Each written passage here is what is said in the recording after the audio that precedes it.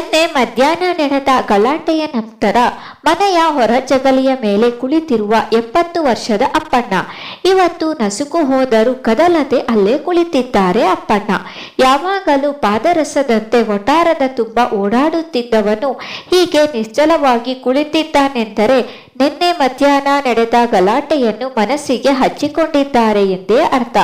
ಅವನ ಮಗ ಸೊಸೆ ಈ ಅಪವಾದದಿಂದ ಕುಗ್ಗಿ ಹೋಗಿದ್ದಾರೆ. ಅವರ ಮನಸ್ಸಿನ ನೆಮ್ಮದಿ ಹಾರಿ ಹೋಗಿದೆ. ಆ ವಠಾರದಲ್ಲಿ ಇರುವುದು ಒಟ್ಟು 6 ಬಾಡಿಗೆ ಮನೆಗಳು. ಮೂಲೆ ಮನೆ ಮುದುಕಿಯದು, ಅಲ್ಲೇ ಮುದುಕಿ ಮತ್ತು ಅವಳ ಮೊಮ್ಮಗ ಮತ್ತು ಸಂಸಾರ.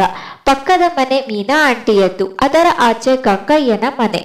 ಈ ಬದಿಗೆ ಅಪ್ಪಣ್ಣನ ಮನೆ. ಅವರ ಮನೆಯಲ್ಲಿ ಅವನ ಮಗ ಸೊಸೆ, ಅಪ್ಪಣ್ಣ ಮತ್ತು 1.5 ವರ್ಷದ ಮೊಮ್ಮಗ. ಇಷ್ಟೇ ಮಂದೆ. ಆ ಕಡೆ ಬ್ಯಾಂಕ್ ಉದ್ಯೋಗಿ ಜಯರಾಮನ ಮನೆ. ಅವನ ಹೆಂಡತಿ ಮಾಲಿನಿ ಶಾಲಾ ಶಿಕ್ಷಕಿ. ಅದರ ಪಕ್ಕ 4 ಮಕ್ಕಳ ತಂದೆ ಗೋವಿಂದನ ಮನೆ. ರಾತ್ರಿ ಹೊತ್ತು ಗಿಜಿ ಅನ್ನುವ ವಠಾರ ಹಗಲು ಪೂರ ಮೌನದ ಮುಸುಕಿನಲ್ಲಿ. ಅಂಚೆ ಕಚೇರಿಯ ಉದ್ಯೋಗದಿಂದ ನಿವೃತ್ತರಾದ ಮೇಲೆ ಅಪ್ಪಣ್ಣ ಬೇರೆ ಉದ್ಯೋಗಕ್ಕೆ ಸೇರಿಕೊಳ್ಳದೆ ಹಾಯಾಗಿ ಮನೆಯಲ್ಲಿ ಇದ್ದಾರೆ. ಹಾಗೆಂದು ಕಾಲು ಚಾಚಿ ಸೋಮಾರಿಯಂತೆ ಇರುವವರಲ್ಲ. ಹಗಲು ಪೂರ ವಠಾರ ಕಾಯೋ ಕೆಲಸ ಅಪ್ಪಣ್ಣನದ್ದು. ಅವರು ಇದ್ದಾರೆಂದು ಎಲ್ಲರೂ ನಿಶ್ಚಿಂತೆಯಿಂದ ಇರುತ್ತಾರೆ. ಎಲ್ಲ ಮನೆಗಳ ಬೀಗದ ಕೈ ಅವನ ಬಳಿ ಇರುತ್ತದೆ. ಅವನ ಮೇಲೆ ಇಟ್ಟಿರುವ ನಂಬಿಕೆಯು ಅಪಾರ. ಅಪ್ಪಣ್ಣನ ಸಂಸಾರ ಈ ವಠಾರಕ್ಕೆ ಬಂದು ನೆಲೆಸಿ ಸುಮಾರು 20 ವರ್ಷಗಳು ಕಳೆದಿದೆ. ಉಳಿದ ಬಾಡಿಗೆದಾರರಲ್ಲಿ ಕೆಲವರು ಹೊಸಬರು, ಕೆಲವರು ಹಳಬರು. ಯಾರೇ ಬಾಡಿಗೆಗೆ ಬರಲಿ ಬಂದ ಕೆಲವೇ ದಿನಗಳಲ್ಲಿ ಅಪ್ಪಣ್ಣನಿಗೆ ಆಪ್ತರಾಗುತ್ತಾರೆ. ಅದು ಅವರ ವಿಶೇಷ ವ್ಯಕ್ತಿತ್ವದಿಂದ. ಅವನ ಸಹಾಯ ಹಸ್ತಕ್ಕಾಗಿ ವಿಶೇಷ ಋಣಿಯಾಗುತ್ತಾರೆ. ಅವನ ನಂಬಿಕೆಯ ಎಳೆ ಅಷ್ಟೊಂದು ಬಲವಾಗಿದೆ. ಆದರೂ ನಿನ್ನೆ ಮಧ್ಯಾಹ್ನ ಜಯರಾಮನ ಮನೆಯಲ್ಲಿ ನಡೆದ ಕಳ್ಳತನದ ಪ್ರಕರಣ ಎಲ್ಲರ ವಿಶ್ವಾಸವನ್ನು ಬುಡಮೇಲು ಮಾಡಿಬಿಟ್ಟಿದೆ. ನಿನ್ನೆ ಮಾಲಿನಿ ತಲೆನೋವು ಎಂದು ಮಧ್ಯಾಹ್ನ ಶಾಲೆಯಿಂದ ಬೇಗನೆ ಬಂದಿದ್ದಳು. ಅವಳು ಬರುವಾಗ ಅಪ್ಪಣ್ಣ ಆಗಷ್ಟೇ ಅವರ ಮನೆಯ ಬಾಗಿಲಿಗೆ ಬೀಗ ಹಾಕಿ ಆಚೆ ಬರುವುದು ದೂರದಿಂದ ಕಾಣಿಸಿ ಆಶ್ಚರ್ಯಪಟ್ಟಳು. ನಾನಿಲ್ಲದ ಹೊತ್ತಿನಲ್ಲಿ ತಮ್ಮ ಮನೆಯಲ್ಲಿ ಏನು ಕೆಲಸವಿದೆ? ಇವತ್ತು ಗ್ಯಾಸ್ ಸಿಲಿಂಡರ್ಗೂ ಆರ್ಡರ್ ಮಾಡಿಲ್ಲ. ಹಾಲು ಬರುವ ವೇಳೆಯೂ ಇದಲ್ಲ. ಮತ್ತೆ ಯಾಕೆ ಇವರು ಒಳಗೆ ಹೋಗಿದ್ದರು? ಮಾಲಿನಿ ಅನುಮಾನದಿಂದ ಇದ್ದಾಗ ಅಪ್ಪಣ್ಣ ಬೀಗದ ಕೈ ಕೊಡುತ್ತಾ, ಸ್ವಲ್ಪ ಹೊತ್ತಿನ ಮೊದಲು ಯಾರೋ ನಿಮ್ಮ ಮನೆಯಿಂದ ಹೊರ ಹೋಗುವುದನ್ನೇ ಕಂಡೆ. ಯಾರೋ ಎಂದು ಹಿಂಬಾಲಿಸುವ ಅಷ್ಟರಲ್ಲಿ ಓಣಿ ತಿರುವಿನಲ್ಲಿ ಕಣ್ಮರೆಯಾದರು. ಬಾಗಿಲ ಬೀಗ ಎಳೆದು ನೋಡಿದರೆ ಅದು ಹಾಕಿದಂತೆಯೇ ಇದೆ ಎಂದು ಅಪ್ಪಣ್ಣ ಹೇಳಿದರು. ಆದರೆ ಮಾಲಿನಿ ಆ ಮಾತನ್ನು ನಂಬಲಿಲ್ಲ. ಒಳಗೆ ಬಂದು ನೋಡಿದಾಗ ಬೀರುವಿನಲ್ಲಿ ಇದ್ದ 10,000 ರೂಪಾಯಿ ನಗದು ಹಣ ನಾಪತ್ತೆಯಾಗಿತ್ತು. ಅದು ಅವಳ ಗಮನಕ್ಕೆ ಬಂತು. ಅವು ಹಾರಿದಳು. ಕೈತಪ್ಪಿ ಬೇರೆ ಎಲ್ಲಾದರೂ ಇಟ್ಟಿರಬಹುದು ಎಂದು ಹಾಸಿಗೆ ಕೆಳಗೆಲ್ಲ ಹುಡುಕಿದಳು. ಆ ನಂತರ ಹೊರಗೆ ಬಂದು ಅಪ್ಪಣ್ಣನನ್ನು ಭಯವಾಗಿಯೇ ವಿಚಾರಿಸಿದಳು. ಅವನಲ್ಲದೆ ಈ ಮನೆಯ ಒಳಗೆ ಇನ್ನೊಂದು ಹುಳು ಬರುವುದು ಸಾಧ್ಯವೇ ಇಲ್ಲ. ಈ ದಿನಗಳಲ್ಲಿ ಜಯರಾಮ್ ಬ್ಯಾಂಕಿನಲ್ಲಿ ಸಾಲ ಪಡೆದು ಹೊಸ ಮನೆ ಕಟ್ಟಿಸುವ ಅವಸರದಲ್ಲಿ ಇದ್ದ. ಆ 10,000 ರೂಪಾಯಿಯನ್ನು ಕಾಂಟ್ರಾಕ್ಟರ್ಗೆ ಕೊಡಲೆಂದು ತಂದು ಇರಿಸಿದ್ದ. ಅಪ್ಪಣ್ಣನಿಗೂ ತಿಳಿದಿದೆ ಅವರ ಮನೆಯಲ್ಲಿ ಆಗಾಗ ಅಷ್ಟು ದೊಡ್ಡ ಮಟ್ಟದ ಹಣ ಇರುತ್ತದೆ ಎಂದು. ಇವತ್ತು ಯಾರೂ ಇಲ್ಲದ ಹೊತ್ತಿನಲ್ಲಿ ಮನೆಯ ಬಾಗಿಲು ತೆರೆದು ಒಳಗೆ ಬಂದಿದ್ದಾನೆ. ಅವನು ಬಾಗಿಲು ಮುಚ್ಚಿ ಬೀಗ ಹಾಕುವುದನ್ನು ಸ್ವತಃ ಮಾಲಿನಿಯೇ ನೋಡಿದ್ದಾಳೆ. ಇನ್ನು ಬೇರೆ ಸಾಕ್ಷಿ ಬೇಕು. ಅವಳ ಆರೋಪವನ್ನು ಕೇಳಿ ಪಕ್ಕನೆ ನಕ್ಕು ಬಿಟ್ಟ ಅಪ್ಪಣ್ಣ. ಅವನಿಗೆ ಹಣದ ಅವಶ್ಯಕತೆಯೇ ಇರಲಿಲ್ಲ. ಆದರೂ ಇತ್ತೀಚೆಗೆ ಒಂದು ಕಣ್ಣಿನ ಆಪರೇಷನ್ ಆಗಬೇಕೆಂದು ಸಲಹೆ ಕೊಟ್ಟಿದ್ದರು ಸರ್ಕಾರಿ ಆಸ್ಪತ್ರೆಯ ವೈದ್ಯರು. ಹಣ ಹೊಂದಿಸಿದ ಮೇಲೆ ಆಪರೇಷನ್ ಮಾಡಿಸೋಣ ಎಂದು ಮಗ ಹೇಳಿದ್ದನು. ಇದು ವಠಾರದ ಎಲ್ಲರಿಗೂ ಗೊತ್ತಿತ್ತು. 10,000 ರೂಪಾಯಿಯನ್ನು ಹೊಂದಿಸಿದರೆ ಆಪರೇಷನ್ ಮಾಡಿಸಿಕೊಳ್ಳಬಹುದು ಎಂಬ ಅವನ ಆಲೋಚನೆ ಸರಿಯಾದದ್ದೇ. ಹಾಗಂತಹ ಕಳ್ಳತನಕ್ಕೆ ಕೈ ಹಾಕಬೇಕಿತ್ತ? ಕೇಳಿದ್ದರೆ ನಾನೇ ಹಣ ಕೊಡುವಷ್ಟು ಉದಾರಿಯಾಗುತ್ತಿದ್ದೆ ಎಂದು ಹೇಳಿದಳು ಮಾಲಿನಿ. ನಿನ್ನನ್ನು ನಂಬಿ ಇಡೀ ಮನೆಯನ್ನೇ ನಿನ್ನ ವಶಕ್ಕೆ ಬಿಟ್ಟು ಹೋಗುತ್ತಿದ್ದೆವು. ನೀನು ಸರಿಯಾಗಿ ಪಾಠ ಕಲಿಸಿದೆ. ಆಗ ಅಪ್ಪಣ್ಣ ತನ್ನ ಕೆನ್ನೆಗೆ ತಟ್ಟಿಕೊಂಡು ತನಗೆ ಹಣದ ಅವಶ್ಯಕತೆ ಇದ್ದರೂ ಇನ್ನೊಬ್ಬರ ಹಣವನ್ನು ಕದಿಯುವಷ್ಟು ಪಾಪದ ಕೆಲಸವನ್ನು ನಾನು ಮಾಡುವುದಿಲ್ಲ. ಬೇರೆ ಯಾರೋ ಒಳಗಿನಿಂದ ಹೊರಗೆ ಹೋಗುವುದನ್ನು ತಾನು ನೋಡಿದ್ದೇನೆ ಎಂದು ಎಷ್ಟು ಬಾರಿ ಹೇಳಿದ ತನ್ನ ಖಾಲಿ ಕೈ ಮತ್ತು ಖಾಲಿ ಜೇಬನ್ನು ತೋರಿಸಿದರೂ ಮಾಲಿನಿ ಒಪ್ಪಲೇ ಇಲ್ಲ. ಕದ್ದವನು ಇವನೇ, ನಾವು ಮೋಸ ಹೋದದ್ದು ನಿಜ. ಅವಳು ಕೂಡಲೇ ಜಯರಾಮನಿಗೆ ಫೋನ್ ಮಾಡಿ ಈಗಲೇ ಮನೆಗೆ ಬರುವಂತೆ ತಿಳಿಸಿದಳು. ಕ್ಷಣಾರ್ಧದಲ್ಲಿ ಅದೇ ವಿಷಯದ ಬಗ್ಗೆ ಮಾತುಕತೆಯಾಗುತ್ತಿತ್ತು. ಸಂಜೆ ಅಪ್ಪಣ್ಣನ ಮಗ ಮನೆ ಸೇರುವ ಹೊತ್ತಿಗೆ ಎಲ್ಲರ ಬಾಯಲ್ಲಿ ಅಪ್ಪಣ್ಣ ಹಣ ಕದ್ದ ವಿಷಯ ರಂಗೇರಿ ಹೋಗಿತ್ತು. ಜಯರಾಮ ಸಿಟ್ಟಿನಲ್ಲಿ ಆಗಲೇ ಪೊಲೀಸ್ ಕಂಪ್ಲೇಂಟ್ ಕೊಡಲು ಸಿದ್ಧನಾಗಿದ್ದ. ವಟಾರದ ಜನರು ತಡೆದು ನಿಲ್ಲಿಸಿದರು. ಆಗ ಜಯರಾಮ, ನಾಳೆ ಬೆಳಿಗ್ಗೆ 9 ಗಂಟೆಯೊಳಗೆ ನಿನ್ನ ತಪ್ಪನ್ನು ನೀನು ಒಪ್ಪಿಕೊಂಡು ಹಣ ಹಿಂತಿರುಗಿಸಿ ಬಿಡು, ಇಲ್ಲವಾದರೆ ಮುಂದಿನ ವ್ಯವಸ್ಥೆ ಮಾಡುತ್ತೇನೆ ಎಂದು ಹೇಳಿದನು. ವಟಾರದ ಮಂದಿಯ ನಿರೀಕ್ಷೆಯನ್ನು ಹುಸಿ ಮಾಡಿ ಆಪಾದನೆ ಎದುರಿಸುವಂತೆ ಆಯಿತೆಂದು ಅಪ್ಪಣ್ಣ ಬೆವತು ಹೋದನು. ಆ ಸಮಯದಲ್ಲಿಯೇ ಅವನ ಮಗ ಆಪರೇಷನ್ಗೆ ಹಣ ಬೇಕೆಂದು ಕದಿಯುವ ಸಾಹಸಕ್ಕೆ ಕೈ ಹಾಕಿದ ತಂದೆಗೆ ಎದುರೇಟು ಕೊಡಲು ಸಜ್ಜಾದ ಸೊಸೆ ಅವನನ್ನು ತಡೆದದ್ದು ಅಪ್ಪಣ್ಣನ ಪುಣ್ಯ. ಸತ್ಯ ಹೇಳುವ ತನಕ ಉಪವಾಸ ಹಾಕುವುದೇ ಇವರಿಗೆ ಕೊಡುವ ಶಿಕ್ಷೆ. ಸೊಸೆ ಹೇಳಿದಾಗ ಅಪ್ಪಣ್ಣನ ಕಣ್ಣುಗಳು ತುಂಬಿ ಬಂದವು. ನಾನು ಕದ್ದಿಲ್ಲವೆಂದು ಇವರಿಗೆ ಯಾಕೆ ಅರ್ಥವಾಗುತ್ತಿಲ್ಲ? ಹಾಗಾದರೆ ಇವರಿಗೆ ಯಾರಿಗೂ ನನ್ನ ಮೇಲೆ ನಂಬಿಕೆ ಇಲ್ಲ. ಅವಮಾನ ಅಪವಾದದಿಂದ ಜಗಲಿಯನ್ನು ಹೊರಗಿ ಹಾಗೆ ಕುಳಿತು ಬಿಟ್ಟ. ಮಾತಿಲ್ಲ, ಊಟ ಇಲ್ಲ, ತಿಂಡಿಯೂ ಇಲ್ಲ. ಬೆಳಗ್ಗೆ 5 ಗಂಟೆ ಆಗಿತ್ತು. ಸೊಸೆ ಚಹಾ ತಂದು ಇರಿಸಿ ಅವಳು 1 ಗುಟುಕು ಕಾಫಿ ಕುಡಿದ ನಂತರ ಕದ್ದ ಹೊಟ್ಟೆಯನ್ನು ತಂಪು ಮಾಡಿಕೊಳ್ಳಿ ಅಂತ ಹೇಳಿದರು. ಆದರೆ ಅಪ್ಪಣ್ಣ ಅವಳ ಕಡೆ ತಿರುಗಿಯೂ ನೋಡಲಿಲ್ಲ. ವಟಾರ ಪೂರ ನಿಶ್ಶಬ್ದ.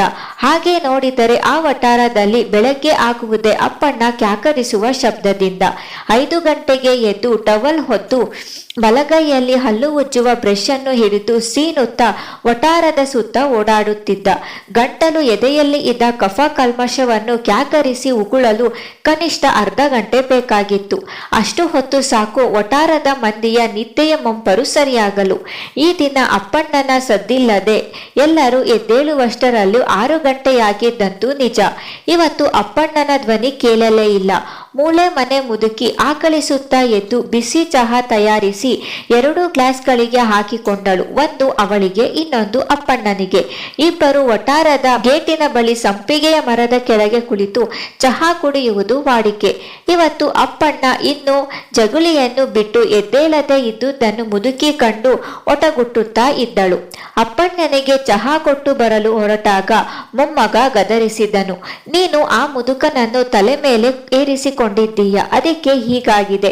ನಾವಿಲ್ಲದಾಗ ಮನೆಯ ಬಾಗಿಲಿ ತೆಗೆದು ಏನೆಲ್ಲ ಲೂಟಿ ಮಾಡಿದ್ದಾನೋ ಆ ದೇವರೇ ಬಲ್ಲ.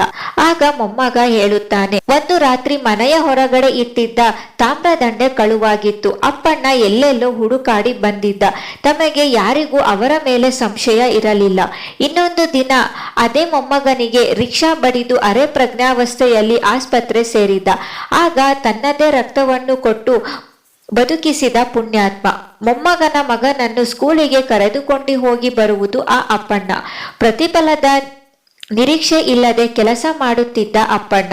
ನಾನು ಅವನಿಗೆ ಕೊಡುವ ಚಹಾ ಯಾವ ಲೆಕ್ಕ ಸಂದಾಯವಾದದ್ದಲ್ಲ. ಚಹಾದ ಹಿಂದೆ ಇರುವುದು ಅವನ ಮೇಲೆ ಇರುವ ಆತ್ಮೀಯ ಭಾವ ಒಂದೇ. ಮೊಮ್ಮಗನು ಅವನನ್ನು ತಂದೆಯಂತೆ ಆರಾಧಿಸುವ. ಆದರೆ ನನ್ನೆ ನಡೆದ ಘಟನೆಯಿಂದ ಅಂಡೆ ಕಾಣೆಯಾಗಿದ್ದಕ್ಕೆ ಇವನೇ ಎಂಬ ಅನುಮಾನದಲ್ಲಿ ಆರೋಪ ಹೊರಿಸಿ ಮೊಮ್ಮಗನು ಎಲ್ಲರೊಡನೆ ಕೈ ಸೇರಿಸಿದ್ದಾನಲ್ಲ. ಮುದುಕಿಗೆ ಅದು ತೀರಾ ಕೆಡುಕು ಎನಿಸಿತು. ಅವಳು ಚಹಾದ ಗ್ಲಾಸ್ ಅನ್ನು ಹಿಡಿದುಕೊಂಡಿದ್ದಳು. ಅದು ಆರಿ ಹೋಗುತ್ತಾ ಇತ್ತು. ತಾನು ಕುಡಿಯದೆ ಅಪ್ಪಣ್ಣನಿಗೂ ಕೊಡದೆ ಸುಮ್ಮನೆ ಕುಳಿತು ಬಿಟ್ಟಳು. ಅದೇ ಹೊತ್ತಿನಲ್ಲಿ ನೀಲು ಆಂಟಿ ತನ್ನ ಮಗಳನ್ನು ಶಾಲೆಗೆ ಹೊರಡಿಸುತ್ತಾ ಗಂಡನ ಹತ್ತಿರ ಹೇಳಿದರು, ಇವತ್ತು ಮನೆ ಬೀಗವನ್ನು ನೀವೇ ತೆಗೆದುಕೊಂಡು ಹೋಗಿ ಎಂದು.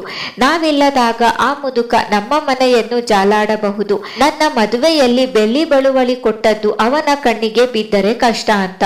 ಒಂದು ದಿನ ಆಟ ಆಡಲು ಹೋದ ಮಗಳ ಕಿವಿಯ ಓಲೆಯನ್ನು ಕಳೆದುಕೊಂಡು ಅಪ್ಪಣ್ಣನ ಜೊತೆ ಹಿಂತಿರುಗಿ ಹಿಂತಿರುಗಿ ಹೋಗಿದ್ದಳು. ಅದು ಆಕೆಗೆ ನೆನಪಾಗಿ ಅವನೇ ಯಾಕೆ ಅದನ್ನು ತೆಗೆದುಕೊಂಡಿರಬಾರದು, ಚಿನ್ನದ ಆಭರಣವನ್ನು ಹಾಕಬೇಡಿ ಎಂದು ಹೇಳಿದ್ದ ಆತ.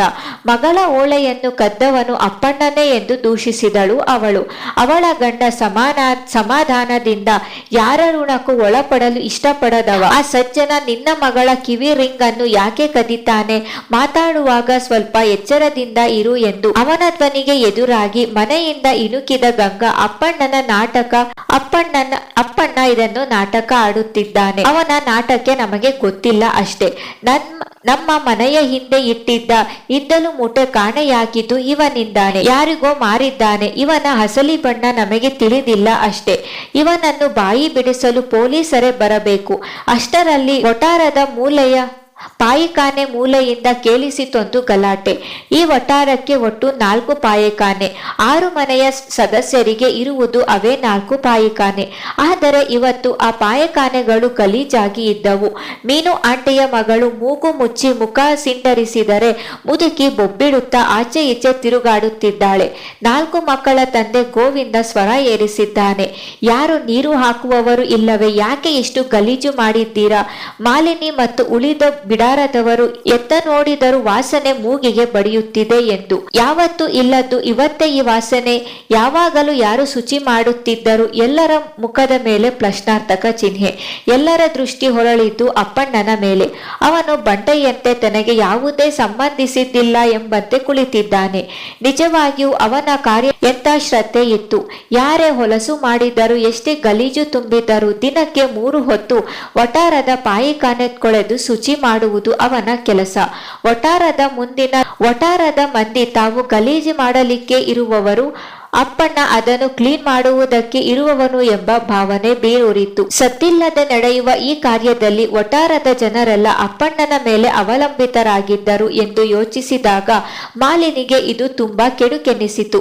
ಇಂಥವನು ತನ್ನ ಹಣವನ್ನು ಕದ್ದಿದ್ದಾನ ಮತ್ತು ಅಪ್ಪಣ್ಣನ ವಠಾರದ ಶುಚಿಗೆ ವಿಘ್ನ ಬಂದಂತಾಗಿದೆ. ಆದರೆ ಯಾರೂ ಶುಚಿ ಕಾರ್ಯಕ್ಕೆ ಮುಂದಾಗಲಿಲ್ಲ. ಎಲ್ಲರಿಗೂ ಅಪ್ಪಣ್ಣ ಅಪರಾಧಿಯೇ ಪ್ರಶ್ನೆ ಕಾಡುತ್ತಿತ್ತು. 9 ಗಂಟೆಯಾಗಿತ್ತು. ಅಷ್ಟರಲ್ಲಿ ಜಯರಾಮ ಪೊಲೀಸ್ ಕಂಪ್ಲೇಂಟ್ ಕೊಡಲು ಸಿದ್ಧನಾಗಿ ಹೊರಟು ನಿಂತಿದ್ದ. ಮಾಲಿನಿ ಶಾಲೆಗೆ ರಜೆ ಹಾಕಿದ್ದಳು. ಪೊಲೀಸರ ಎದುರು ಅಪ್ಪಣ್ಣ ಹೇಳಲಿರುವ ಸತ್ಯ ಸಂಗತಿ ಕೇಳುವ ಕಾತುರ ವಠಾರದ ಮಂದಿಗೆ. ಪೊಲೀಸರ ಆಗಮನ ಬೇಡವಾಗಿತ್ತು. ಆದರೆ ತಾವೇನು ಮಾಡಬೇಕೆಂದು ತಿಳಿಯದೆ ತೊಳಲಾಡಿದರು. ಅಪ್ಪಣ್ಣನ ಮಗ ನಾಚಿಕೆಯಿಂದ ಕುಗ್ಗಿ ತಂದೆ ಕಾಲಿಗೆ ಬಿದ್ದು ಬೇಡಿಕಂಡ, ಗೋಗರೆದ. ಕೊನೆಗೆ ಸಿಟ್ಟಿನಿಂದ ಕೆರಳಿದ. 1 ಪೈಸೆ ಕೊಡದಿದ್ದರೂ ಏನು ನಿನ್ನ ಅಹಂಕಾರ? ಮುದುಕಿ ಕೊಡುವ ಚಹಾ, ಆ ಮನೆಯ ದೋಸೆ, ಗಂಗಯ್ಯನ ಹಿತ್ತಲಿನ ಮೂಟೆ, ಮೀನು ಆಂಟಿಯ ಮಗಳ ಕಿವಿ ಓಲೆ ಕದ್ದದ್ದು ನೀನೇ ಅಲ್ಲವೇ? ಈಗಲಾದರೂ 10,000ವನ್ನು ನೀನೇ ತೆಗೆದುಕೊಂಡದ್ದು ಎಂದು ಒಪ್ಪಿಕೊಂಡರೆ ಬೇರೆ ಕಳ್ಳತನಕ್ಕೆ ನಿನ್ನ ಹೆಸರು ಸೇರುವುದಿಲ್ಲ. ಅದೇ ಹೊತ್ತಿಗೆ ಅಲ್ಲಿಗೆ ಆಗಮಿಸಿದ ಮಾಲಿನಿಯ ತಮ್ಮ. ಅವನು ಬಿಲ್ಡಿಂಗ್ ಕಾಂಟ್ರಾಕ್ಟರ್ನ ಸಹಾಯಕ ಇಂಜಿನಿಯರ್. ಜಯರಾಮನ ಹೊಸ ಮನೆಯನ್ನು ಉಸ್ತುವಾರಿ ವಹಿಸುತ್ತಿದ್ದುದು ಅವನೇ. ಅವನ ಕೈಯಲ್ಲಿ ಅವರ ಬಾಡಿಗೆ ಮನದ ಬೀಗದ ಕೈ ಮತ್ತು 10,000 ಇತ್ತು. ಹಣ ಕೊಡಲು ಆಗಲಿಲ್ಲ, ಹಾಗೆ ವಾಪಸ್ ತಂದಿದ್ದೇನೆ ಎಂದು ಹೇಳಿದ ಜಯರಾಮನಿಗೆ. ಆ ದುಡ್ಡನ್ನು ಹಿಂದಿರುಗಿಸುತ್ತಾ ಅವನನ್ನು ನೋಡಿದ ಜಯರಾಮನಿಗೆ ಅವಾಗ ಎಲ್ಲವೂ ನೆನಪಾಯಿತು. ನಿನ್ನೆ ಬೆಳಗ್ಗೆ ಆಫೀಸಿನಲ್ಲಿ ಇದ್ದಾಗ ಮನೆ ಕಟ್ಟುವ ಕಾಂಟ್ರಾಕ್ಟರ್ಗೆ ಕೊಡಬೇಕಿದ್ದ 10,000 ಹಣವನ್ನು ತೆಗೆದುಕೊಂಡು ಹೋಗಲು ಮಾಲಿನಿಯ ತಮ್ಮ ಬಂದಿದ್ದ. ಜಯರಾಮ ಅವನ ಹತ್ತಿರ ಇದ್ದ ಬೀಗದ ಕೈಯನ್ನು ಅವನಿಗೆ ಕೊಟ್ಟು, ಬೀರುವಿನಲ್ಲಿ ಹಣ ಇದೆ, ಬೀಗ ಹಾಕಿಲ್ಲ, ನೀನೇ ಹೋಗಿ ತೆಗೆದುಕೊಂಡು ಕಾಂಟ್ರಾಕ್ಟರ್ಗೆ ಕೊಡು ಎಂದಿದ್ದ. ಅವನ ಮಾತಿನಂತೆ ನಿನ್ನೆ ಮಧ್ಯಾಹ್ನ ಹಣವನ್ನು ತೆಗೆದುಕೊಂಡು ಹೋಗದವನು ಮಾಲಿನಿಯ ತಮ್ಮ. ಹೋಗುವಾಗ ಅಪ್ಪಣ್ಣನಿಗೆ ಒಂದು ಮಾತು ಹೇಳಿದ್ದರೆ ಈ ಗಲಾಟೆ ಇರುತ್ತಿರಲಿಲ್ಲ. ನಿಜ ಸಂಗತಿ ಬಯಲಿಗೆ ಬಂದಾಗ ಜಯರಾಮನ ಮುಖ ಕಪ್ಪೇರಿತು. ಮಾಲಿನಿ ನಾಚಿಕೆ ಅವಮಾನದಿಂದ ತಲೆ ತಗ್ಗಿಸಿದಳು. ಆ ನಂತರ ವಠಾರದ ಮಂದಿಗೆ ಅಪ್ಪಣ್ಣನ ಮೇಲಿರುವ ನಂಬಿಕೆ ದ್ವಿಗುಣವಾಗಿತ್ತು. ಆದರೆ ಅಪ್ಪಣ್ಣ ಅವರಲ್ಲಿಟ್ಟ ವಿಶ್ವಾಸ ಕಳೆದುಕೊಂಡಿದ್ದು ಈ ವಠಾರ. ಈ ಕತೆ ನಿಮಗೆ ಇಷ್ಟ ಆಗಿದ್ದರೆ ಲೈಕ್ ಮಾಡಿ. ಇದೇ ತರ ಕತೆಗಳಿಗಾಗಿ ನನ್ನ ಚಾನೆಲ್ ಅನ್ನು ಸಬ್ಸ್ಕ್ರೈಬ್ ಮಾಡಿ. ಧನ್ಯವಾದಗಳು.